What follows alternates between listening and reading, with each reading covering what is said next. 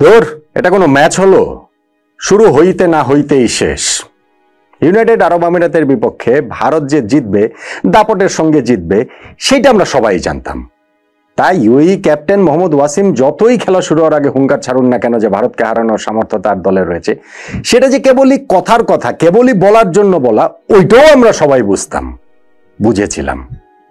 তাই বলে ম্যাচে দলটা সামান্যতম প্রতিদ্বন্দ্বিতা গড়ে তুলতে পারবে না, কিছুই তারা করতে পারবে না, এইরকম অসহায় আত্মসমর্পণ করবে। মানে ভারতকে মনে হচ্ছিল যেন পাড়া গলির কোনো টিমের বিপক্ষে তারা খেলছে।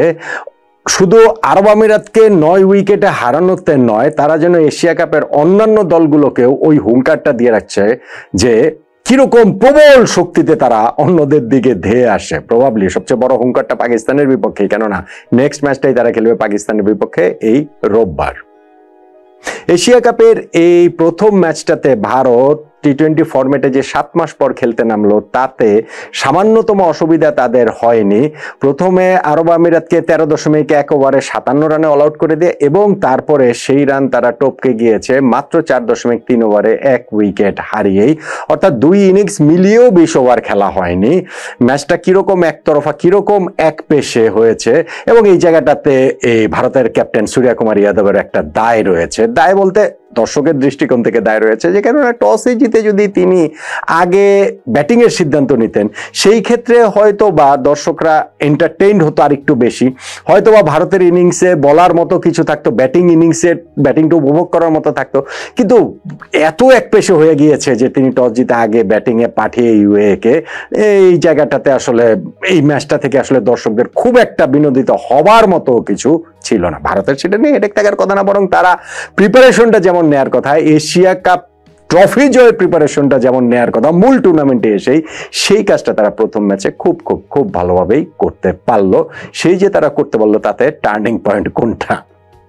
দেখুন, বলার সময় আমি হাসার কারণটা হচ্ছে গিয়ে যে টার্নিং পয়েন্টের জিনিসগুলোতে তো অনেক কিছু থাকে, যে খুব টাইট ম্যাচ, কোনো একটা মোমেন্টে খেলার মোমেন্টামটা ঘুরে গেল, মোমেন্টামটা শিফট হয়ে গেল।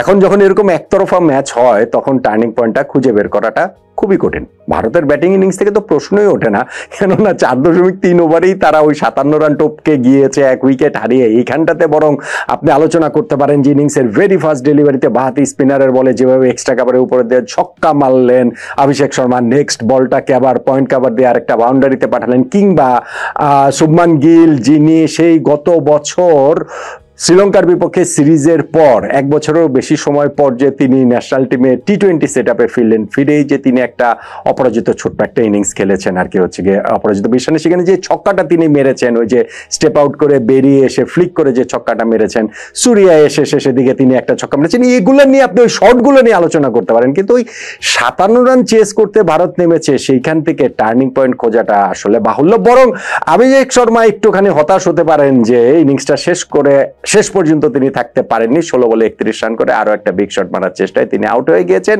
আরব আমিরাতের বোলার ফিল্ডারদের ওইটাই একমাত্র বলার মতো সাফল্য, এর বাইরে এই অংশটাতে তাদের আর কিছুই নেই। ব্যাটিংয়েও কিছু ছিল। দেখুন, ইউএর ব্যাটিং এর শুরুটা কিন্তু খারাপ হয়নি। প্রথম 3 ওভারে তারা 25 রান তুলে ফেলেছিল কোনো উইকেট না হারিয়ে। তখন এটা কে ভেবেছিল? বা আপনি যদি চিন্তা করেন, পাওয়ার প্লে শেষে ওইখানটাতে তারা 2টা জাসপ্রীত বুমরা বোল্ড করে ব্রেক থ্রুটা দিলেন, আরো একটা উইকেট ওইখানে বরুণ চক্রবর্তী এনে দিলেন। তারপরেও পাওয়ার প্লে শেষে 2 উইকেটে 41 রানে তারা পৌঁছে গিয়েছিল। ওই জাসপ্রীত বুমরার ওই লাস্ট ওভারটাতে পাওয়ার প্লের সেইখানটাতে মোহাম্মদ ওয়াসিম 3টা বাউন্ডারি মেরেছেন। ফলে ইউএর এইখানটাতে যে তারা 57 রানে অল আউট হয়ে যাবে, মানে এরকম একটা অবস্থার মধ্যে পড়বে, সেইটা ওরকম বোঝা যায়নি। 2 উইকেটে 47 তারা ছিল, সেইখানটাতে 10 রান যোগ করতে শেষ 8টা উইকেট হারিয়ে ফেলেছে।